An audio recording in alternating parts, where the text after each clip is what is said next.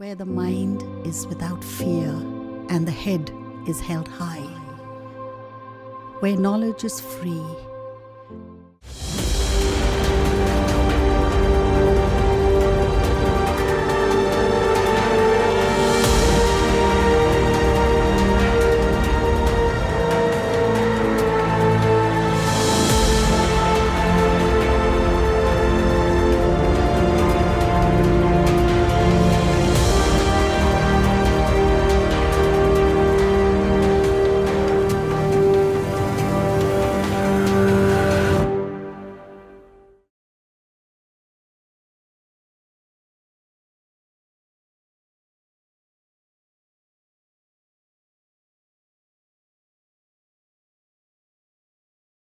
প্রিয় ছাত্রছাত্রী,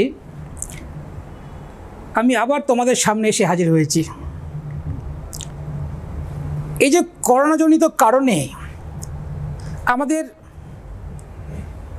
যে দৈনন্দিন টিচিং লার্নিং প্রসেস সেটা বন্ধ, কিন্তু গভর্নমেন্ট, জেলা প্রশাসন তোমাদের কাছে শিক্ষাটাকে পৌঁছে দেওয়ার জন্য বিভিন্ন উদ্যোগ প্রয়াস গ্রহণ করেছেন।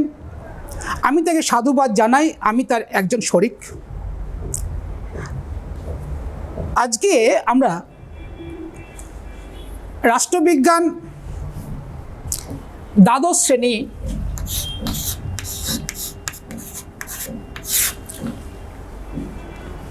যে প্রথম অধ্যায় কি আন্তর্জাতিক সম্পর্ক, যে অধ্যায়টি সেই আন্তর্জাতিক সম্পর্কের যে বিভিন্ন মৌলিক ধারণা, তার মধ্যে একটি হচ্ছে বিশ্বায়ন। দেখতে পাচ্ছ বিশ্বায়ন। এই বিশ্বায়নটা কি? এই বর্তমান বিশ্বে আন্তর্জাতিক ক্ষেত্রে দুটো খুব পরিচিত শব্দ, একটা হচ্ছে বিশ্বায়ন আর একটা হচ্ছে উদারীকরণ। এই বিশ্বায়ন তার ইংরেজি প্রতিশব্দ কি? গ্লোবালাইজেশন।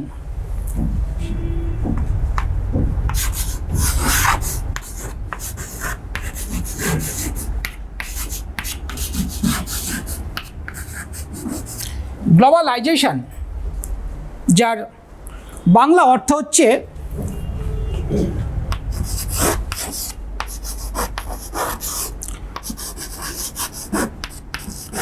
ভুবনীকরণ বা বিশ্বায়ন। তোমাদের কাছে বিশ্বায়ন শব্দটি খুব পরিচিত নয়, কিন্তু আমরা সবাই আজকের দিনে বিশ্বায়নের অন্তর্ভুক্ত। বিশ্বায়নের বাইরে আমরা কেউ নেই। তাহলে এই বিশ্বায়নটাকে জানতে হবে। তাহলে বিশ্বায়নটা কি? যার ইংরেজি শব্দ হচ্ছে গ্লোবালাইজেশন, যার বাংলা অর্থ হচ্ছে ভুবনীকরণ আর বিশ্বায়ন। কিসের ভুবনীকরণ, কিসের বিশ্বায়ন?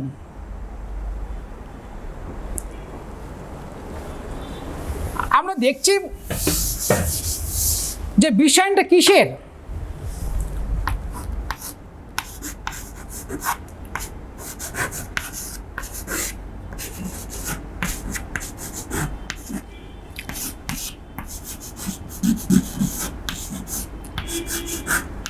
প্রযুক্তির বিস্তার।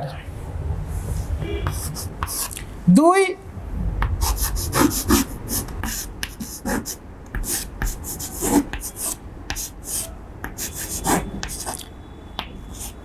বাণিজ্যের বিস্তার।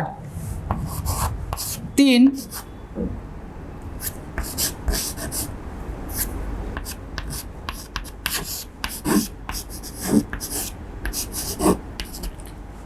পুঁজির বিস্তার।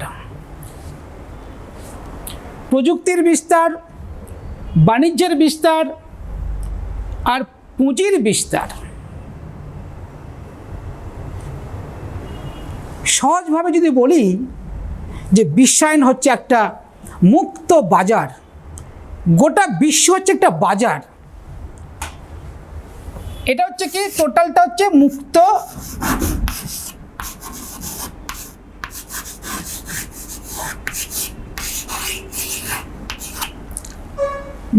বাজার। গোটা বিশ্বটা হচ্ছে মুক্ত বাজার। এই মুক্ত বাজারে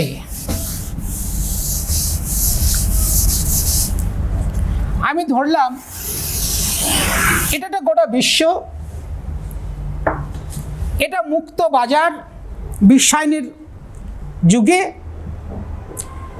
কিসের বিস্তার দেখলাম? পুঁজির বিস্তার দেখলাম, প্রযুক্তির বিস্তার দেখলাম, বাণিজ্যের বিস্তার দেখলাম।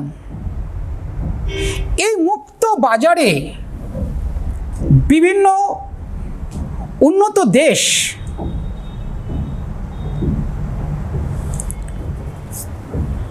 বিভিন্ন মাল্টি ন্যাশনাল কোম্পানি,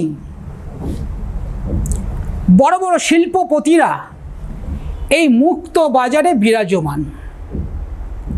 এই মুক্ত বাজার থেকে এরা নিজের নিজের লাভ্যাংশ খুঁজে নিতে চায়, নিজের নিজের লাভ্যাংশটাকে পকেটজাত করতে চায় সেই মুক্ত বাজার থেকে।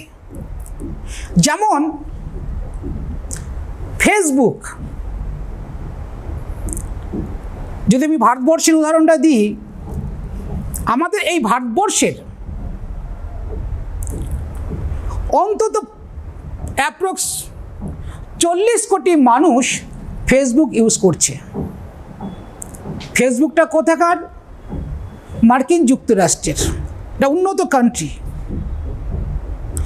এরা এই মুক্ত বাজার থেকে একটা ভারতের মতো দেশের মানুষ 40 কোটি মানুষের কাছ থেকে পার মিনিট কত টাকা তারা আর্ন করতে পারে।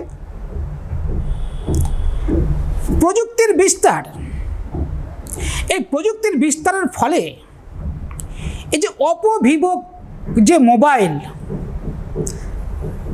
যে হারে গোটা বিশ্বে বাজার করেছে, এবং আমাদের ভারতবর্ষে যে বাজারটা করেছে, তার মধ্য দিয়ে প্রচুর টাকা চায়না কোম্পানি আর্ন করছে, উপার্জন করছে ভারতবর্ষের বাজার থেকে।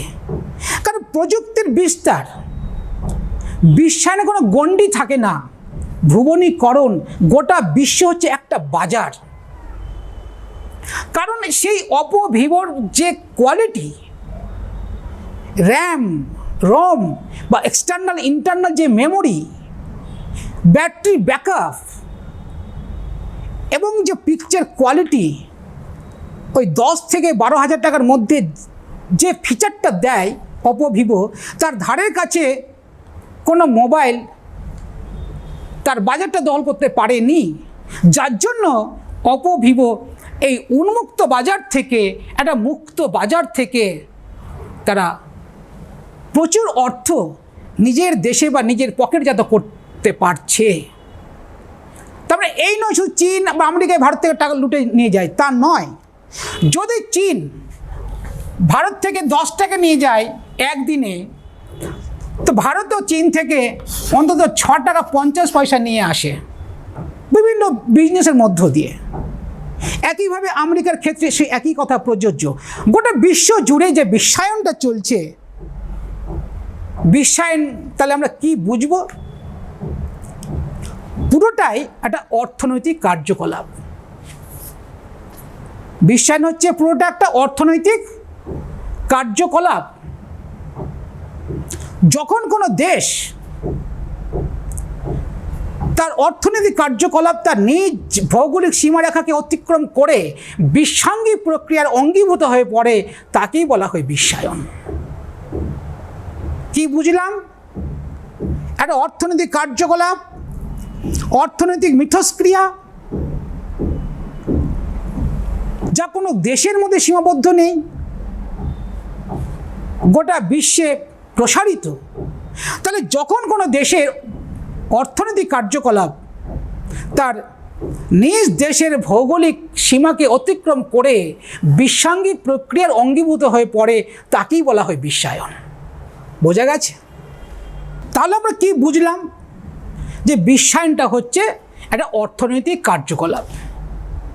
এখন আমরা দেখব যে বিশ্বায়ন কাকে বলে? বিশ্বায়ন কাকে বলে?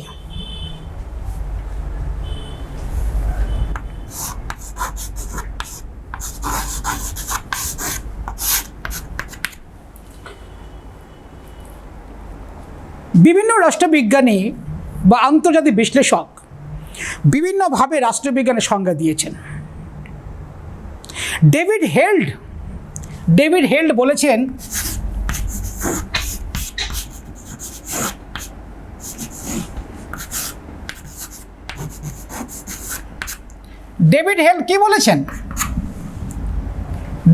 বলেছেন যে বিশ্বায়ন হলো একটি অর্থনৈতিক কার্যকলাপ বা অর্থনৈতিক মিথস্ক্রিয়া যা আন্তঃরাষ্ট্রীয়, আন্তঃমহাদেশীয় বা আঞ্চলিক একটা নেটওয়ার্ক তৈরি করে, বা একটা প্রবাহ, একটা নেটওয়ার্ক। তা বোঝা গেল, একটা অর্থনৈতিক কার্যকলাপ বললেন, অর্থনৈতিক মিথস্ক্রিয়া যা একটা আন্তঃরাষ্ট্রীয়, সমগ্র বিশ্বের মধ্যে, আন্তঃমহাদেশীয় এবং আঞ্চলিক একটা প্রবাহ, একটা নেটওয়ার্ক, বিশ্বায়ন। পিটার মার্কাস কি বলেছেন? পিটার মার্কাস বলেছেন যে বিশ্বায়ন হলো এক বিশেষ ধরনের পুঁজিবাদ। এক বিশেষ ধরনের পুঁজিবাদ। পিটার মার্কাস বলেছেন যে বিশ্বায়ন হলো এক ধরনের পুঁজিবাদ যারা গোটা বিশ্বে পুঁজিবাদের বিস্তার ঘটাতে চায়। জোসেফ স্টিগলিটজ দেখে নাও,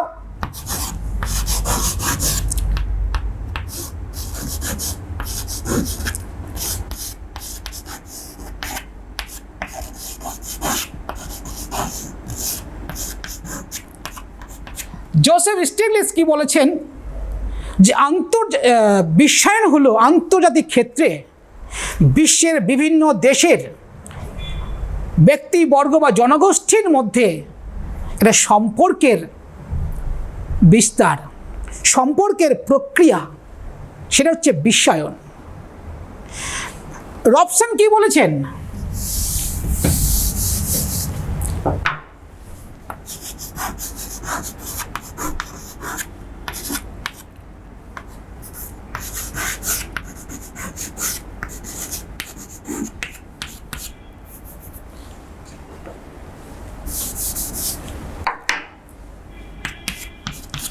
রবসন বলেছেন যে globalization is a borderless world.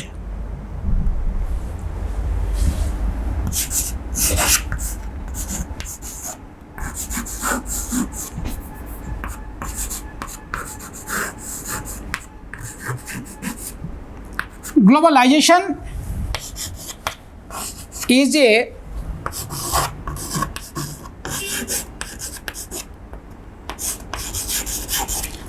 borderless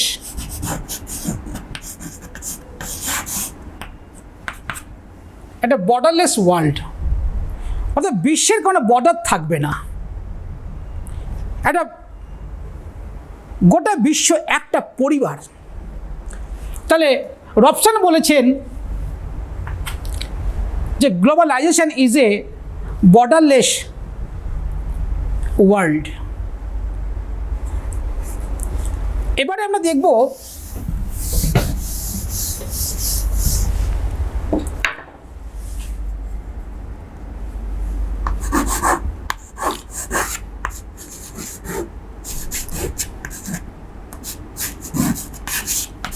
অমিয় কুমার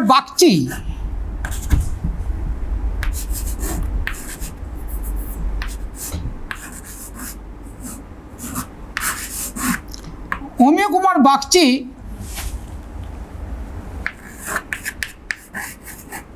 তার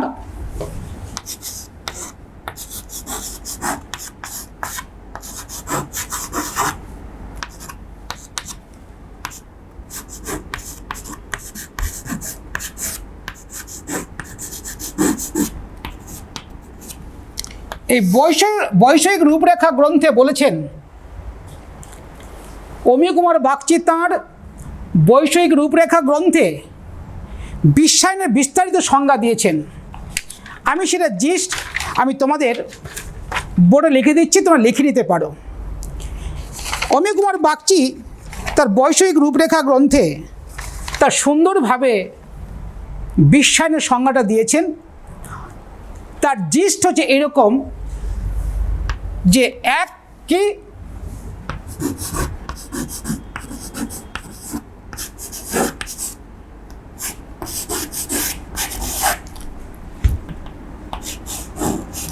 আন্তর্জাতিক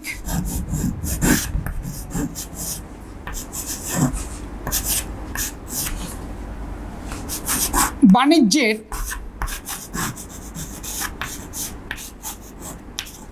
বিস্তার, আন্তর্জাতিক বাণিজ্যের বিস্তার। দুই কি বলেছেন জিস্ট আমি বলছি, অমিয় কুমার বাগচি তার বৈষয়িক রূপরেখা গ্রন্থে বিশ্বায়নের যে সংজ্ঞায়িত করেছেন বিস্তারিতভাবে, আমি তাকে জিস্ট তোমরা লিখে নাও যে আন্তর্জাতিক বাণিজ্যের বিস্তার,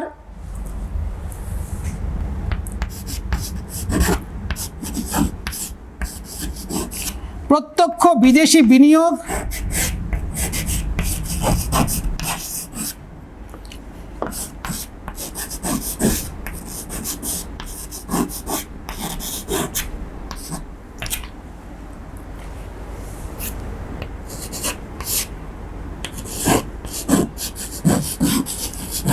অবাধ বাণিজ্য,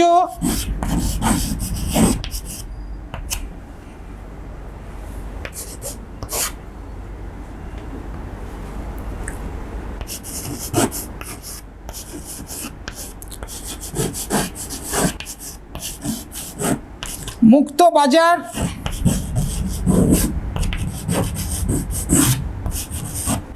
অর্থনীতি,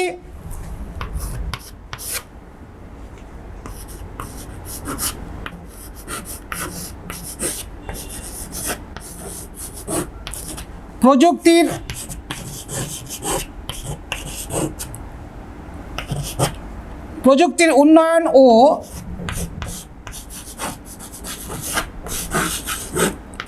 বিস্তার এবং বেসরকারীকরণ।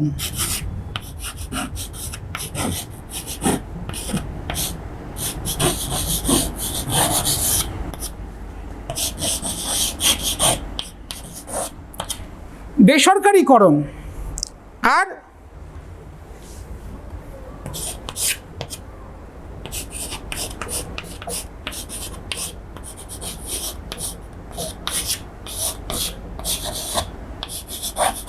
সাংস্কৃতিক সাম্যতা, বিশ্বজুড়ে একই সংস্কৃতি, সাংস্কৃতিক সাম্যতা। এই অমিয় কুমার বাগচি বিশ্বায়নে যে সংজ্ঞাটা দিয়েছেন, আমরা তার জিস্টটাকে এইভাবে তুলে ধরতে পারি। আন্তর্জাতিক বাণিজ্যের বিস্তার, প্রত্যক্ষ বিদেশি বিনিয়োগ, অবাধ বাণিজ্য, মুক্ত বাজার অর্থনীতি, প্রযুক্তির উন্নয়ন ও বিস্তার, বেসরকারীকরণ, সাংস্কৃতিক সাম্যতা। এবারে তাহলে আমরা কি দেখলাম, বিশ্বায়নের সংজ্ঞাতে কি দেখলাম? গোটা বিশ্ব মুক্ত, এই মুক্ত বাজারে বিভিন্ন উন্নত কান্ট্রি, বিভিন্ন বড় বড় শিল্পপতি, কর্পোরেট হাউস বা মাল্টিন্যাশনাল কোম্পানিগুলো তারা নিজের মতো করে বিজনেস করবে এবং সেখান থেকে প্রতিযোগিতার মধ্য দিয়ে টিকে থাকবে এবং তার মুনাফা তাদের একমাত্র লক্ষ্য। তাহলে বিশ্বায়ন হচ্ছে, আমরা কি দেখলাম, একটা অর্থনৈতিক কার্যকলাপ, একটা দেশের অর্থনৈতিক কার্যকলাপ, সেই কার্যকলাপ নিজ দেশের ভৌগোলিক সীমারেখাকে অতিক্রম করে একটা বিশ্বাঙ্গিক প্রক্রিয়ার অঙ্গীভূত হয়ে পড়ে।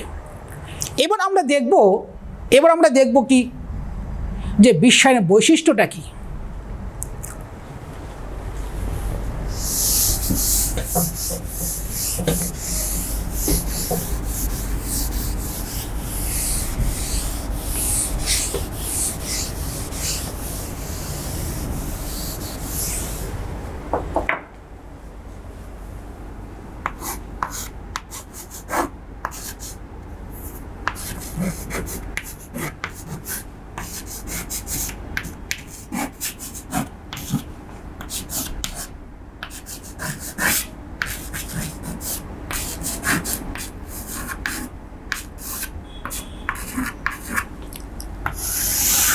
এবার দেখব বিশ্বায়নের বৈশিষ্ট্য। বিশ্বায়ন কী কী বৈশিষ্ট্যের অধিকারী? এক হচ্ছে বিভিন্ন রাষ্ট্রের মধ্যে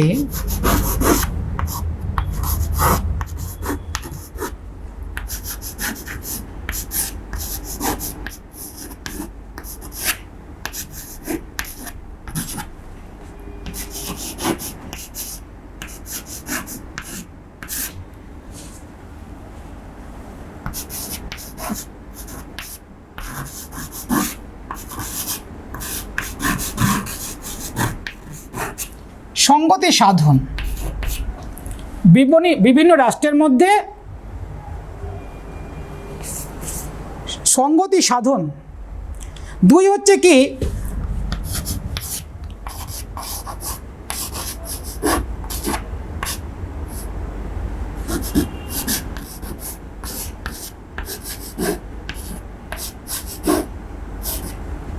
পারস্পরিক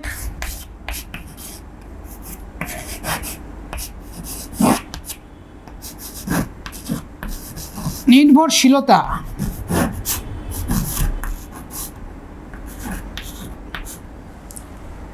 তিন হচ্ছে কি বহুজাতিক সংস্থাগুলির আধিপত্য।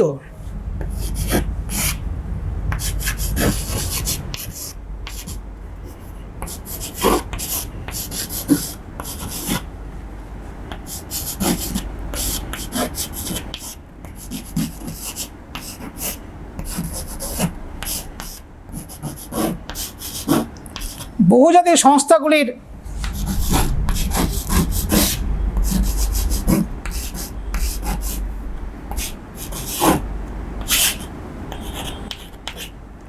আধিপত্য। চার হচ্ছে পুঁজি ও প্রযুক্তির অবাধ চলাচল।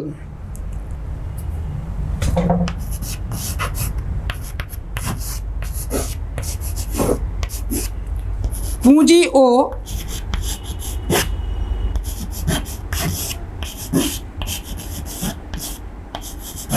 প্রযুক্তির অবাধ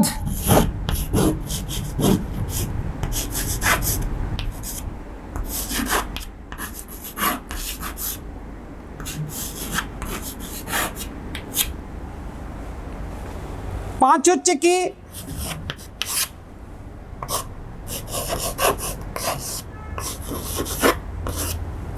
মুক্ত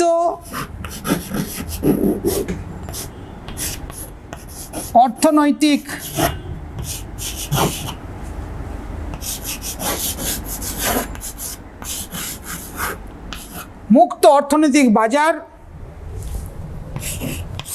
ছয় হচ্ছে তথ্য প্রযুক্তির অভাবনীয় উন্নতি।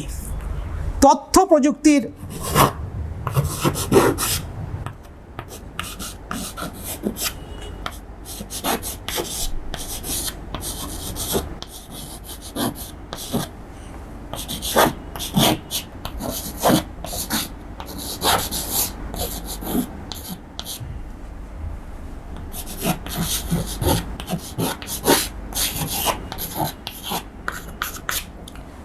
এই হচ্ছে বিশ্বায়নের কতগুলো বৈশিষ্ট্য।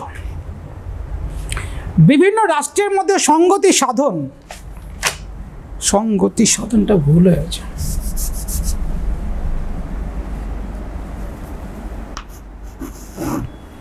সংগতি সাধন। এই যে বিশ্বায়ন, বিশ্বায়নের ক্ষেত্রে কোনো একটি রাষ্ট্র একা একা টিকে থাকতে পারে না। প্রত্যেকটি রাষ্ট্র কি উন্নত কান্ট্রি, উন্নয়নশীল এবং অনুন্নত, ডেভেলপিং অ্যান্ড আন্ডার ডেভেলপ কান্ট্রিজগুলো একে অপরের ওপর নির্ভর করেই রয়েছে এবং বিশ্বের বিভিন্ন রাষ্ট্র নিজেদের মধ্যে একটা সঙ্গতি সাধন করে চলছে। রাষ্ট্রগুলি একটি অভিন্ন যোগসূত্র তৈরি করেছে বা করছে। এটা গেল বিভিন্ন রাষ্ট্রের মধ্যে সঙ্গতি সাধন। তাহলে কি বিভিন্ন রাষ্ট্র আজকের দিনে, বিশ্বায়নের দিনে কোনো রাষ্ট্র একা একা চলতে পারবে না। প্রত্যেকটি রাষ্ট্র একে অপরের সাথে বিভিন্ন নিবিড় সম্পর্ক তৈরি করার মধ্য দিয়ে এগিয়ে চলেছে। একটা যোগসূত্র তৈরি করছে বিভিন্ন রাষ্ট্র এবং সেখানে লাভ ক্ষতির হিসাব তো থাকছেই। উন্নত কান্ট্রিগুলো বা বহুজাতিক সংস্থাগুলো তারা নিজের লাভ্যাংশ ছাড়া অভিন্ন যোগসূত্র স্থাপন করবে না। দ্বিতীয় কি হচ্ছে যে পারস্পরিক নির্ভরশীলতা। পারস্পরিক নির্ভরশীলতা হচ্ছে বিশ্বায়নের একটি অন্যতম বৈশিষ্ট্য। বিশ্বের প্রত্যেকটি দেশ, সমস্ত দেশ, ছোট বড়, উন্নত অনুন্নত, উন্নয়নশীল, সমস্ত দেশ একে অপরের উপর নির্ভরশীল। এই নির্ভরশীলতা হচ্ছে বিশ্বায়নের একটা বৈশিষ্ট্য। নোয়াম চমস্কি বলেছেন, এই নির্ভরশীলতাকে বিশ্বের বিভিন্ন দেশগুলি একটা সক্রিয় সহযোগিতার মধ্য দিয়ে একটা নিবিড় সম্পর্ক গড়ে তুলতে চায়। সক্রিয় সহযোগিতার মধ্য দিয়ে নির্ভরশীলতার বন্ধনকে আরও সুদৃঢ় করতে চায়। তিন হচ্ছে কি বহুজাতিক সংস্থাগুলির আধিপত্য। এটা মারাত্মক। বিশ্বায়নের বহুজাতিক সংস্থাগুলির আধিপত্য প্রতিষ্ঠিত হয়েছে। কেন? আমি আসছি পরে যে তৃতীয় বিশ্বের দেশগুলির যে ক্যারেক্টার, তৃতীয় বিশ্বের দেশগুলিতে জাতিরাষ্ট্রের ক্ষেত্রে অর্থনৈতিক বাধা নিষেধ আরোপ করতে পারছে না। তো বহুজাতিক সংস্থাগুলি বলতে আমরা কি বুঝি? প্রচুর রয়েছে। আমি ছোটো ছোটো দু একটা উদাহরণ দিই। Hitachi, Zomato, Flipkart, Amazon, Axis bank, ICICI bank, Johnson Johnson, এতে বড় বড় মাল্টি ন্যাশনাল কোম্পানি রয়েছে, বড় বড় শিল্পপতি রয়েছে। যে আমাদের দেশের ধীরুভাই আম্বানি, সে বিশাল আজকে বিশ্বের মধ্যে 1 থেকে 10-এর মধ্যে তার পজিশন। এইসব গোটা দেশীয় বিদেশীয় বিভিন্ন দেশি বিদেশি বিভিন্ন সব মাল্টি ন্যাশনাল কোম্পানিগুলো তার আজকের দিনে বিশ্বায়নের যুগে তার আধিপত্য প্রতিষ্ঠা করছে। তারা জাতিরাষ্ট্রের সার্বভৌমত্বকে ক্ষুণ্ণ করে নিজের প্রাধান্যকে প্রতিষ্ঠিত করছে। বর্তমানে এই মাল্টি ন্যাশনাল কোম্পানি বা কর্পোরেট দুনিয়া আমরা খুব শুনি টিভির পর্দায়। এই কর্পোরেট দুনিয়া তার কর্মকাজের মধ্য দিয়ে এরা রাষ্ট্রের পাশাপাশি আন্তর্জাতিক ক্ষেত্রে, আন্তর্জাতিক সম্পর্কের ক্ষেত্রে একটা গুরুত্বপূর্ণ ভূমিকা পালন করে চলেছে। তারপরে হচ্ছে কি পুঁজি ও প্রযুক্তির অবাধ চলাচল। বিশ্বায়নের আরেকটি অন্যতম বৈশিষ্ট্য। আজকের বিশ্বায়নের যুগে প্রযুক্তি, পুঁজি এবং বাণিজ্যের অবাধ চলাচল। কোনো দেশের প্রযুক্তি, কোনো দেশের পুঁজি, কোনো দেশের ব্যবসা বাণিজ্য, সেটা কোনো ব্যক্তিকেন্দ্রিক হতে পারে, রাষ্ট্রকেন্দ্রিক হতে পারে, কোনো একটা যৌথ সংস্থার হতে পারে, এরা কেবল নিজ দেশের মধ্যে থাকছে না সীমাবদ্ধ, এরা বিশ্বের বিভিন্ন দেশের মধ্যে নিজের ভৌগোলিক গণ্ডিকে অতিক্রম করে বিশ্বের বিভিন্ন দেশে তারা প্রযুক্তির বিস্তার ঘটিয়ে তারা মুনাফা অর্জন করছে। তারপরে রয়েছে কি আমাদের মুক্ত বাজার অর্থনীতি। যে মুক্ত বাজার অর্থনীতি, মুক্ত বাজার অর্থনীতি এটা একটা বৈশিষ্ট্য।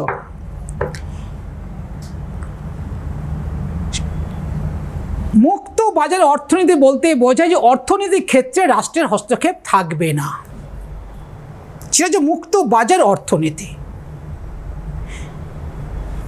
যে অর্থনীতির ক্ষেত্রে রাষ্ট্রের কোনো নিয়ন্ত্রণ থাকবে না। এই মুক্ত বাজার নীতিতে একটা বাণিজ্যের ক্ষেত্রে রাষ্ট্রীয় হস্তক্ষেপ অবাঞ্ছিত বলে মনে করেন বিশ্বায়নপন্থীরা। যে আন্তর্জাতিক বাণিজ্যের ক্ষেত্রে রাষ্ট্রীয় হস্তক্ষেপ অবাঞ্ছিত বলে মনে করেন বিশ্বায়নপন্থীরা। তথ্য ও প্রযুক্তির অভাবনীয় উন্নতি, তথ্য ও প্রযুক্তির অভাবনীয় উন্নতি বিশ্বায়নের আরেকটি বৈশিষ্ট্য। তথ্য প্রযুক্তির বিস্তার ঘটে গেছে, অভাবনীয় উন্নতি ঘটে গেছে। এর ফলে বিভিন্ন প্রযুক্তি মূলত ইন্টারনেটের মধ্য দিয়ে, তথ্য প্রযুক্তির মধ্য দিয়ে এটা গোটা বিশ্বে একটা নতুন সাম্রাজ্যবাদের জন্ম দিয়েছে। তথ্য প্রযুক্তির যে উন্নতি ঘটে গেছে, এর মধ্য দিয়ে বিভিন্ন দেশ তার ইন্টারনেট সহ বিভিন্ন প্রযুক্তিকে কাজে লাগিয়ে বিশ্ব বাজারে এরা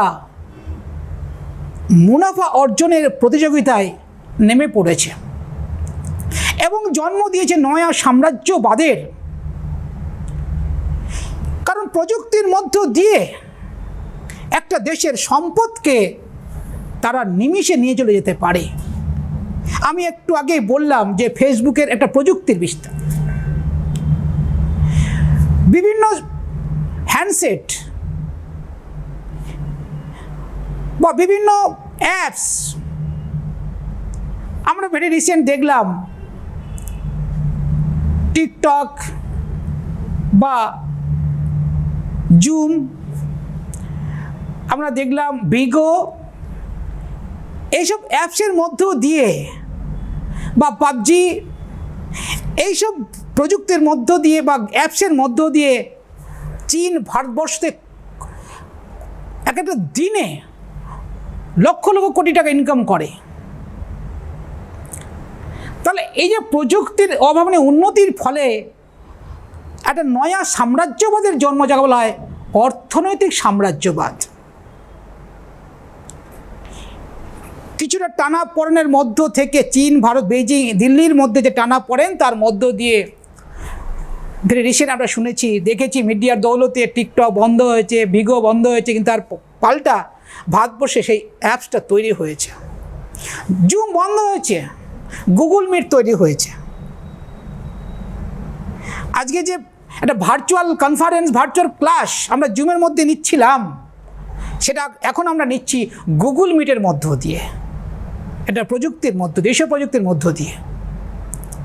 তাহলে এই প্রযুক্তির বিশ্বায়নের ক্ষেত্রে বা বিশ্বায়নের যুগে এই তথ্য প্রযুক্তির অভাবনীয় উন্নতি হচ্ছে বিশ্বের আরেকটি বৈশিষ্ট্য। এবারে আমরা দেখব যে তৃতীয় বিশ্বের দেশগুলোর উপর বিশ্বায়নের প্রভাব। কি বললাম?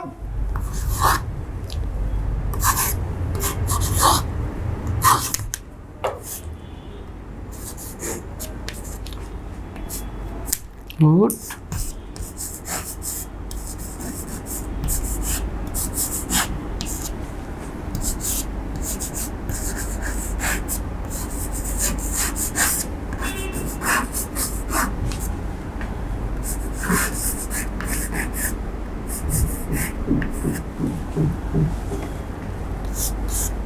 তৃতীয়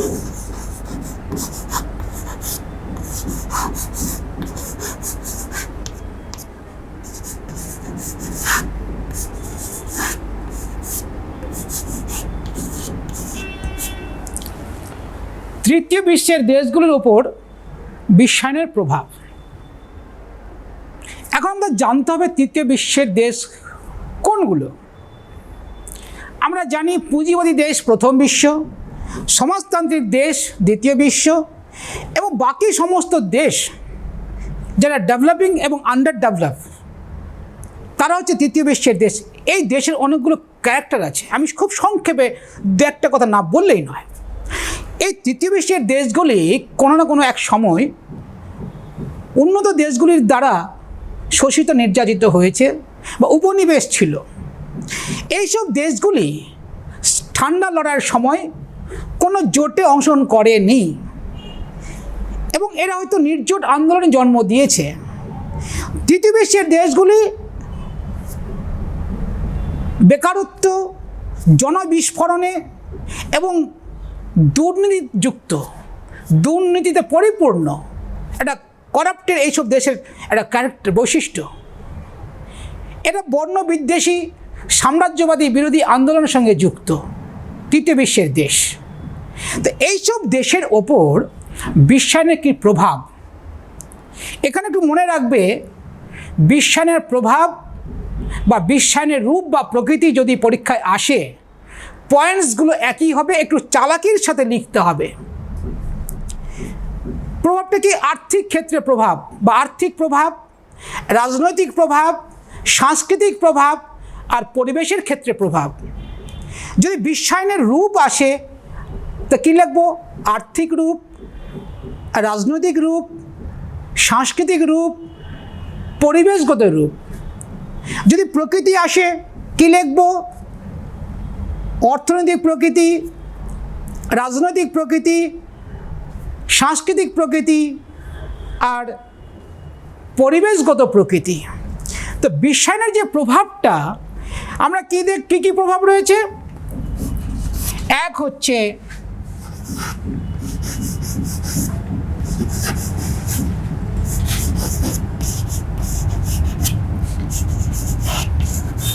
আর্থিক প্রভাব,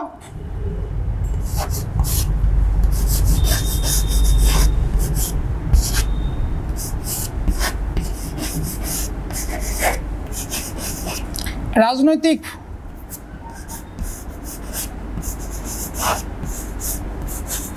প্রভাব,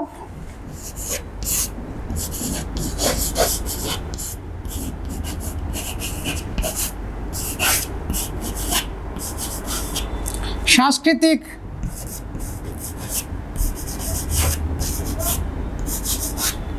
প্রভাব, চার হচ্ছে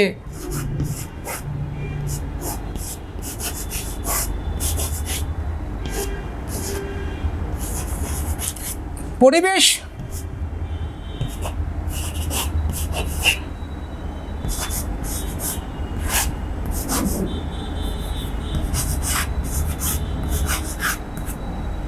প্রভাব।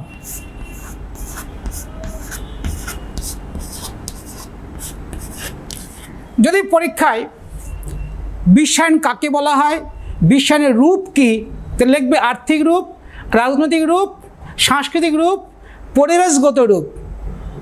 একটু লেখার সময় একটু চালাকির সাথে লিখতে হবে। তো আমরা এখন দেখব যে তৃতীয় বিশ্বের দেশের ওপর বিশ্বায়ন কী প্রভাব ফেলেছে।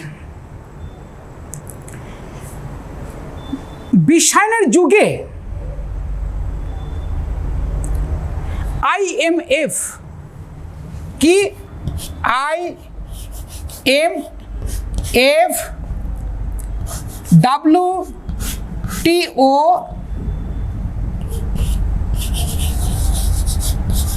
বিশ্ব ব্যাংক,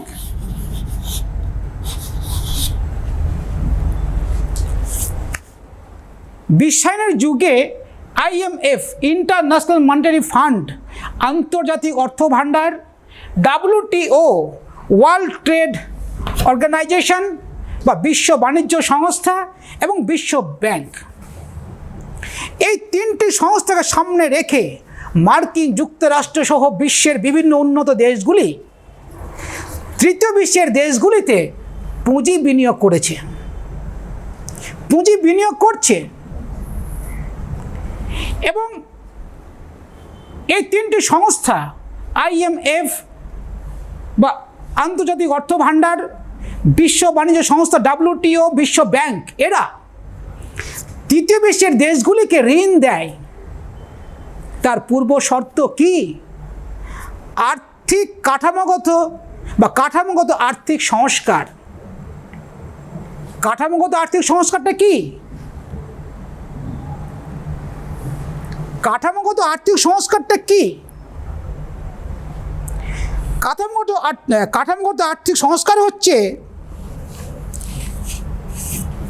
যে তৃতীয় বিশ্বের দেশের যে বাজার, আমি আগে বললাম তৃতীয় বিশ্বের জনবিস্ফোরণ থাকবে, একটা বিশাল বাজার।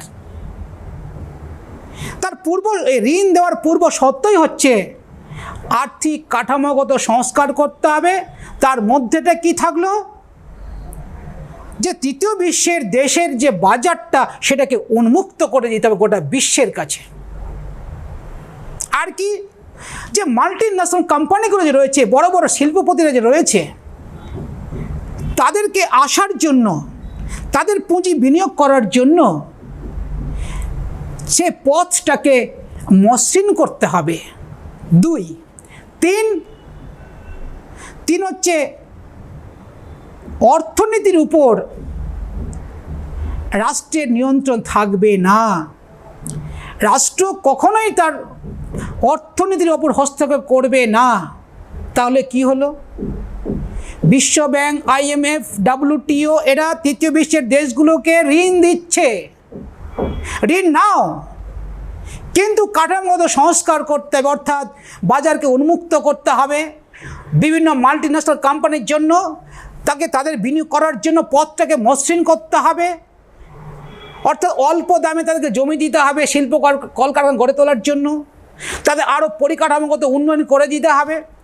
আর কি? যে আর্থিক ক্ষেত্রে সরকারের নিয়ন্ত্রণ থাকবে না। তাহলে পরে কি হতে পারে? এবার এর ফলে যে দেশীয় বাণিজ্য প্রতিষ্ঠান, দেশের যে শিল্প প্রতিষ্ঠানগুলো, তাদের সঙ্গে প্রতিযোগিতায় পারবে না। এর ফলে এরা কি করবে? ওইসব সংস্থার কাছে, ওইসব উন্নত দেশের কাছে, ওইসব বড় বড় শিল্পপতিদের কাছে তৃতীয় বিশ্বের যে বাণিজ্যিক প্রতিষ্ঠানগুলো, তাদের কাছে আত্মসমর্পণ করতে বাধ্য হবে। অর্থাৎ নিজের সংস্থা না হলে তাদের কাছে বিক্রি করে দিতে হবে। আমরা দেখছি এর ফলে কি হয়েছে? আমরা দেখছি যে জিও যে হারে মার্কেটটা করলো, এর ফলে বিভিন্ন এয়ারসেল গুটিয়ে গেছে, ভোদাফোন কারোর সঙ্গে মার্চ করেছে। তো আমি একটা ছোট্ট উদাহরণ দিলাম। তাহলে এই যে প্রতিযোগিতার মধ্য দিয়ে তৃতীয় বিশ্বের দেশের যেগুলো শিল্প প্রতিষ্ঠান, বাণিজ্যিক প্রতিষ্ঠান, তারা আজ দেউলে হয়ে পড়ছে, ওদের ব্যবসা গুটিয়ে দিতে হচ্ছে এবং হাজার হাজার ছেলেরা বেকার হয়ে পড়ছে এই বিশ্বায়নের ফলে। শুধু কি তাই? বিশ্বায়নের ফলে ওই মাল্টি ন্যাশনাল কোম্পানিগুলো হায়ার অ্যান্ড ফায়ার নীতি গ্রহণ করছে। কিচ্ছু করার নেই, কারণ সরকার অর্থনৈতিক ক্ষেত্রে হস্তক্ষেপ করতে পারবে না, তার পূর্ব শর্তই আছে ঋণ দেওয়ার। এই মাল্টি ন্যাশনাল কোম্পানিগুলো কী করছে? হায়ার অ্যান্ড ফায়ার নীতি গ্রহণ করছে। হায়ার ফায়ার মানে কাজ আছে তুমি আছো, কাজ নেই তুমি যাও। আজকের যে করোনা প্যান্ডামিক, বড় বড় বড় বড় মাল্টিন্যাশনাল কোম্পানিগুলো তার শ্রমিক ছাঁটাই করতে শুরু করেছে এই করোনা প্যান্ডামিকের কারণেই। কিন্তু সেই শ্রমিকটি তার পরিবার পরিজন নিয়ে কোথায় যাবে? রাস্তায় বসবে নাকি মৃত্যুবরণ করবে? সেদিকে তাদের লক্ষ্য থাকবে না, কারণ তারা শুধু মুনাফা মুনাফা মুনাফা, এছাড়া বাইরে কিচ্ছু বোঝে না। কারণ বিশ্বায়নের ক্ষেত্রে মাল্টি ন্যাশনাল কোম্পানিগুলো তাদের অর্থ উপার্জন করতেই তাদের আবির্ভাব। এছাড়াও এই মাল্টি ন্যাশনাল কোম্পানিগুলো তৃতীয় বিশ্বের দেশে ব্যবসা বাণিজ্য গড়ে তুলছে, আর সেই দেশের শিশু, বৃদ্ধ এবং মহিলাদেরকে খুব অল্প পারিশ্রমিকে তাদের নিয়োগ করছে এবং তারা বাধ্য হচ্ছে নিয়োগ করতে। এই বিশ্বায়নের ফলে আর্থিক ক্ষেত্রে এই কাঠামোগত সংস্কার করার নাম নিয়ে যে সংস্কার করছি, তৃতীয় বিশ্বের দেশে তারা ঋণ দিচ্ছে আর্থিক কাঠামো সংস্কার করার নামে। এর ফলে কি হচ্ছে? সরকার বাধ্য হচ্ছে কোন জায়গায়? সরকারি ক্ষেত্রগুলোকে বেসরকারিকরণ করতে। আমরা দেখছি, আমাদের ভারতবর্ষের ক্ষেত্রেও দেখছি বিভিন্ন সরকারি ক্ষেত্রগুলো আস্তে আস্তে বেসরকারিকরণ ঘটে যাচ্ছে। গোটা বিশ্বের তৃতীয় বিশ্বের দেশগুলো যারা আছে, উন্নত বা প্রথম বিশ্বের দেশ বা দ্বিতীয় বিশ্বের দেশ, তাদের তো কোনো সমস্যা নেই। এবং এই তৃতীয় বিশ্বের দেশে আজকে সরকার বাধ্য হচ্ছে তার সরকারি ক্ষেত্রগুলোকে বেসরকারিকরণের দিকে এগিয়ে নিয়ে যেতে। সরকার বাধ্য হচ্ছে শিক্ষা, স্বাস্থ্যের মতো একটা গুরুত্বপূর্ণ জায়গা, সেই জায়গাতে সরকারকে ওইসব দেশ, ওইসব মাল্টিন্যাশনাল কোম্পানিগুলো বাধ্য করছে এইসব খাতে ব্যয় হ্রাস করতে। বেশি ব্যয় করা যাবে না, বেশি ব্যয় করা যাবে না পরিবেশ রক্ষার ক্ষেত্রে, বেশি ব্যয় করা যাবে না। এই হচ্ছে একটা আর্থিক রূপ বা আর্থিক প্রভাব তৃতীয় বিশ্বের উপরে বা আর্থিক প্রকৃতি। এরপরে আমরা দেখব যে রাজনৈতিক প্রভাব। ভেরি ইন্টারেস্টিং, আমরা কিছুই বুঝতে পারি না। তৃতীয় বিশ্বের দেশ এই রাজনৈতিক ক্ষেত্রটাকেও প্রভাবিত করতে পারে। কিভাবে? বড় বড় মাল্টি ন্যাশনাল কোম্পানি, উন্নত দেশগুলো তৃতীয় বিশ্বের দেশের সরকারকে মসনদে বসাতেও পারে, আবার মসনদ থেকে নিচে নিয়েও আসতে পারে। এই ক্ষেত্রে তারা গুরুত্বপূর্ণ ভূমিকা পালন করে। কিভাবে? বড় বড় multi national company, corporate house বা উন্নত কান্ট্রি তার নিজেদের স্বার্থে সরকারকে পরিবর্তন করে, তাদের নিজেদের স্বার্থে, নিজের ব্যবসার স্বার্থে সরকারকে পরিবর্তন করছে। কিভাবে? তারা মিডিয়া হাউসকে ইউজ করে। তারা বড় বড় মিডিয়া হাউসকে দিয়ে এমনভাবে প্রচার, সত্যকে মিথ্যা, মিথ্যাকে সত্য প্রচার করে জনমানসে একটা অনুভূতি সৃষ্টি করতে পারছে। তাহলে এই বড় বড় শিল্প সংস্থা, বড় বড় মাল্টি ন্যাশনাল কোম্পানিগুলো সরকারকে বাধ্য করছে তার অভ্যন্তরীণ নীতি তাদের স্বার্থে গ্রহণ করতে, বৈদেশিক নীতিও তাদের স্বার্থে গ্রহণ করতে বাধ্য করছে। শুধু তাই নয়, সরকারকে বাধ্য করছে কোন জায়গায়? তার নিত্য প্রয়োজনীয় জিনিসপত্রের উপর থেকে ভর্তুকি দিনের পর দিন প্রত্যাহার করতে বাধ্য করছে। ভাবা যায় 2006-07 সালে যে সারের দাম ছিল, এক প্যাকেট সারের দাম 400 টাকা,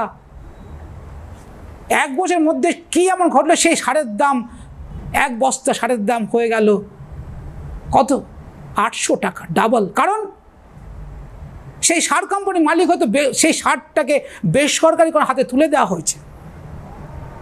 আমাদের ভারতবর্ষের মতো দেশেও আমরা দেখেছি সেটা। কৃষকরা আত্মহত্যা করছে, তাদেরকে সরকার পারছে না তাদের ঋণ মুকুব করতে। কিন্তু ঋণ মুকুব করতে কোথায় পারছে? আজকে যদি ধীরুভাই আম্বানি কোনো একটা, অনেক কোম্পানি রয়েছে, যদি কোনো একটা কোম্পানিতে লস করে তার গভর্নমেন্ট সেখানে তাকে ভর্তুকি দেয়। আর আমাদের দেশের, তৃতীয় বিশ্বের দেশের যে সমস্ত কৃষক, শ্রমিক গোটা বিশ্বের মানুষের পেটের খাদ্যকে যোগান দেয়, সেই সমস্ত কৃষক কি করে?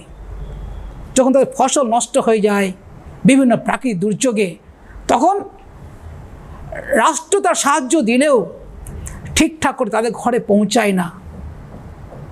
সরকার তখন বাধ্য হয়। কার কাছে বাধ্য? উন্নত কান্ট্রির কাছে বাধ্য। এই বিশ্বায়নের প্রভাব, করাপশন। আমি আগেই বলেছি যে তৃতীয় বিশ্বের দেশের একটা অন্যতম বৈশিষ্ট্য হচ্ছে করাপ্টেড, রন্ধ্রে রন্ধ্রে দুর্নীতি যুক্ত থাকে এদের মধ্যে।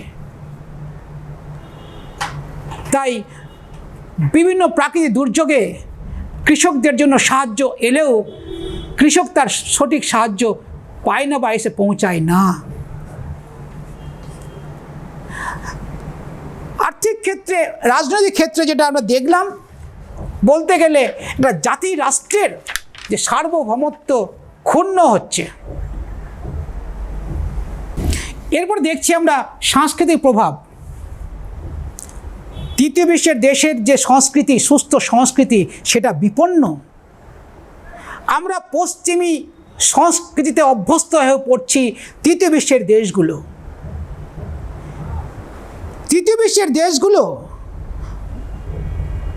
দেশগুলিতে বহুজাতি সংস্থাগুলি তার মিডিয়া হাউসকে ব্যবহার করে আমাদের চিরাচরিত একটা ঐতিহ্যপূর্ণ সংস্কৃতি তৃতীয় বিশ্বের দেশগুলিতে বিরাজমান, সেটাকে তারা পশ্চিমী ভোগবাদের সংস্কৃতিতে নিয়ে চলে যাচ্ছে। আমরা টিভি সিনেমার দৌলতে আমরা দেখতে পাচ্ছি কি মাফিয়াতন্ত্র, আমরা দেখতে পাচ্ছি যৌনতা, তার দেখতে পাচ্ছি হিংস্রতা সমাজের মধ্যে। এটা তৃতীয় বিশ্বেই সম্ভব। আমরা দেখতে পাচ্ছি বিভিন্ন প্রযুক্তির মধ্য দিয়ে ইয়াং জেনারেশনকে তার মধ্যে অন্তর্ভুক্ত করে দেওয়া, বিভিন্ন যৌনতার মধ্য দিয়ে আজকের ইয়াং জেনারেশনের যে সংস্কৃতির যে ইয়াং জেনারেশন, আমাদের যে সংস্কৃতি ধারক বাহক, তাদেরকে নষ্ট করে দেওয়া হচ্ছে। তৃতীয় বিশ্বের দেশগুলোর মূলত সংস্কৃতিকে বিপন্ন করা হচ্ছে। আজকে একটা লিল সাবানের অ্যাড, নারীর সৌন্দর্যকে পণ্যায়ন করা হচ্ছে। আর নারীর লজ্জা নিবারণ করার যেটুকু বস্ত্র গায়ে না দিলেই নয়, সেটা দিয়ে লিল সাবানের অ্যাড করা হচ্ছে। কেন, সেই নারীটি যদি সুসজ্জিত পোশাকে যদি সেই সাবানটির অ্যাড করে, সাবানটা কি বিক্রি হবে না? উদ্দেশ্য সেটা নয়। ইয়াং জেনারেশনকে নষ্ট করা। কেন? তাদের বৈপ্লবিক মানসিকতাকে ধ্বংস করতে হবে, যাতে এরা কোনোদিন বহুজাতি সংস্থার বিরুদ্ধে, প্রথম বিশ্বের দেশগুলির বিরুদ্ধে যাতে এরা বিপ্লব করতে না পারে। এদের বিপ্লবিক চেতনাকে ধ্বংস করা হয়। বিভিন্ন টিভি চ্যানেল শো দেখতে পাই, ফ্যাশন শো, আমরা দেখতে পাই বিজ্ঞাপন নারীর সৌন্দর্যায়নকে তুলে ধরতে। আজকে অপসংস্কৃতি আমাদের ড্রয়িং রুমে ঢুকে গেছে। বিভিন্ন বিজ্ঞাপন আমরা ওই তৃতীয় বিশ্বের দেশে ওই সব মাল্টিন্যাশনাল কোম্পানি, উন্নত কান্ট্রিগুলো, বড় বড় পুঁজিপতিরা তাদের জিনিসপত্রকে ঢাকঢোল পিটে বিক্রি করার জন্য এমন সব বিজ্ঞাপন ইউজ করছে, যারা আমরা পরিবারের ড্রয়িং রুমে একসাথে দেখতেও পারি না বিজ্ঞাপনগুলো। আমাদের সংস্কৃতি কোন জায়গায়? আমাদের তৃতীয় বিশ্বের দেশ হিসেবে যদি আমি ভারতবর্ষই ধরে নিই, আমাদের যে একটা সর্বধর্ম সমন্বয়ের যে সংস্কৃতি, মিলেমিশে থাকার যে সংস্কৃতি, সেই সংস্কৃতি কী করে বিভেদ ঢুকাতে হয়, তারা সেটা বদ্ধপরিকর। আমরা ভারতবর্ষে দেখতে পাচ্ছি একটা সম্প্রদায়গত সংস্কৃতিকে কেন্দ্র করে একটা দ্বন্দ্ব লাগিয়ে দিতে এরা বদ্ধপরিকর, কারণ এখান থেকে ওদের সুবিধা আছে। এরপর আমরা চলে যাচ্ছি যে পরিবেশগত প্রভাব। আমরা জানি যে প্রথম বিশ্বের দেশগুলো বা উন্নত কান্ট্রিগুলোতে কি হয়, পরিবেশ সংক্রান্ত কঠোর আইন থাকে। তাদের শিল্পজাত যে বর্জ্য পদার্থ যদি কোনো কারণে পরিবেশের ক্ষতি করে, তাহলে সেখানে সেই শিল্প স্থাপন করতে পারবে না। তাহলে ওই সব দেশগুলি কোথায় চলে আসে? বড় বড় শিল্পপতিরা, প্রথম বিশ্বের দেশের বা মাল্টিন্যাশনাল কোম্পানিগুলো বা বড় বড় শিল্পপতিরা, তারা বেছে নেয় তৃতীয় বিশ্বের দেশটাকে। তৃতীয় বিশ্বের দেশে এসে ওরা শিল্প প্রতিষ্ঠা করে এবং এই শিল্প থেকে নির্গত যে বর্জ্য পদার্থ, এরা পরিবেশকে দূষণ করছে। আর আমাদের তৃতীয় বিশ্বের দেশগুলি বাধ্য হচ্ছে সেই তৃতীয় বিশ্বের দেশের যে পরিবেশ মন্ত্রক বাধ্য হচ্ছে তাদেরকে শিল্প প্রতিষ্ঠা করতে দিতে। তো যাই হোক, আমরা তৃতীয় বিশ্বের উপরে বিশ্বায়নের প্রভাব আমরা এইভাবেই দেখলাম, আলোচনা করলাম। আশা করি তোমরা বুঝতে পেরেছ। আমি এখান থেকে তোমাদের কিছু সম্ভাব্য প্রশ্ন, আমি প্রথম অধ্যায় আজকে আমার শেষ করব। তোমরা ভালো থাকবে, সুস্থ থাকবে। কিন্তু একটা কথা বলার আছে, বিশ্বায়নের যুগে পুঁজিবাদী বিশ্বায়ন শেষ কথা বলবে না। আমাদের সংস্কৃতিকে ধরে রাখার দায়িত্ব আমাদের। তৃতীয় বিশ্বের দেশ হিসাবে ভারতবর্ষ পুরোপুরি তার জাতি রাষ্ট্রকে ক্ষুণ্ণ হতে দেয়নি বা দিবে বলে আমার মনে হয় না। তৃতীয় বিশ্বের দেশ হিসেবে ভারত তার জাতীয় রাষ্ট্রের মর্যাদাকে অক্ষুণ্ণ এখন অবধি রাখতে পেরেছে। তবে বিশ্বায়নের কিছু সুফল আছে, কিছু কুফলও আছে। আমরা সুফলটাকে গ্রহণ করব। তবে এটাও ঠিক, বিশ্বায়নের যুগে তাহলে তাল মিলে যদি চলতে না পারে কোনো দেশ, তাহলে সেই দেশ এগিয়ে যেতে পারবে না। কারণ বিশ্বায়নের ফলে বেসরকারীকরণ তো ঘটতেই থাকবে। তার সঙ্গে তালে তাল মিলিয়ে সরকারের নিয়ন্ত্রণকে বজায় রেখে সরকারকে ইতিবাচক পদক্ষেপ গ্রহণ করতে হবে। মূলত তৃতীয় বিশ্বের দেশগুলি সরকারকে, মূলত আমাদের দেশ ভারতকেও। আমরা এই চ্যাপ্টার থেকে, এই অধ্যায় থেকে আমি মাত্র দুটো কোশ্চেন লিখব।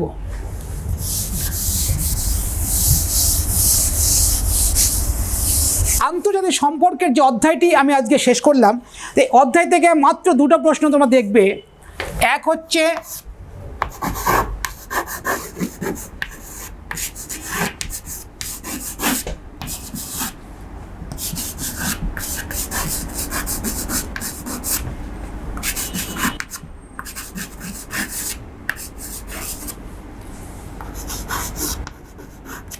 কাকে বলে?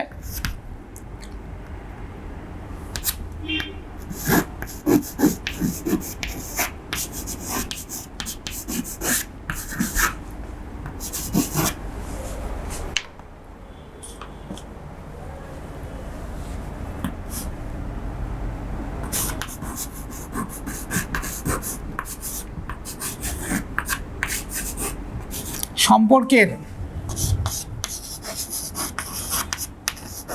বিবর্তন আর হচ্ছে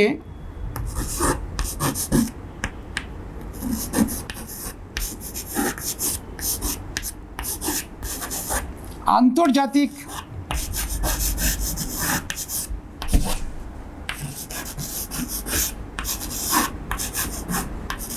রাজনীতির মধ্যে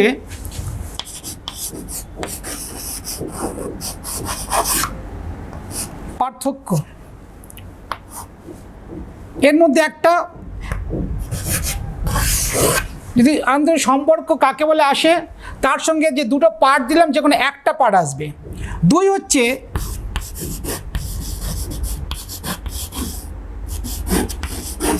বিশ্বায়ন কাকে বলে,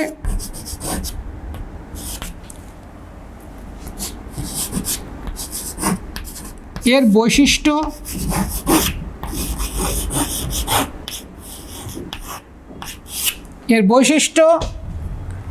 আর কি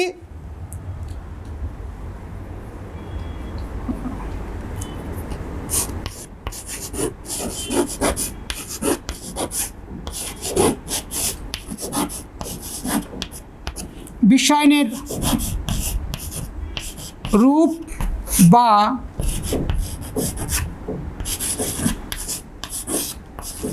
প্রকৃতি,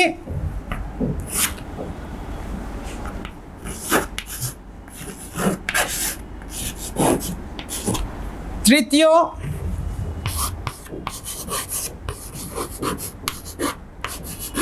বিশ্বের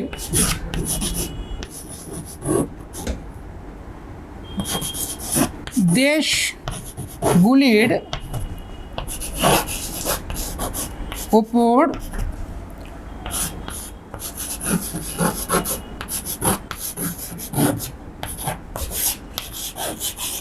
বিশ্বায়নের